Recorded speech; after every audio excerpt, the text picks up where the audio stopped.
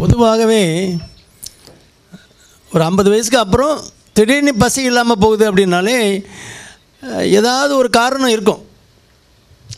ஏன்னா டாக்டர் அன்றைக்கி நீங்கள் வந்து சும்மா சாதாரண டானிக் அது இது கொடுக்குறத விட ஒரு யூரினரி இன்ஃபெக்ஷனாக இருக்கலாம், யூரினில் ஏதாவது கிருமி தொற்று வந்திருக்கலாம், ஏதாவது ஒரு சளி தொந்தரவு இருக்கலாம், காய்ச்சல் வராமலே சளி இருக்கலாம், அதுலேயும் பசி போயிடும். ஏதாவது ஒரு அக்கல்ட்டாக இன்ஃபெக்ஷன் இருக்கலாம், அல்லது ஒரு அக்கல்ட்டு மெலிக்னன்சி இருக்கலாம், ஒரு கேன்சர் மாதிரி எங்கேயாவது ஆரம்பிக்கிற மாதிரி இருக்கலாம். அதனால் அது இல்லைங்கிறத உறுதி பண்ணிவிட்டு நீங்கள் டானிக் குடிக்கலாம். கல்லீரல் ப்ராப்ளம் இருந்தனாலும் உங்களுக்கு பசி வராது. அப்போ இந்த கல்லீரல் சம்மந்தமான டெஸ்ட்டு,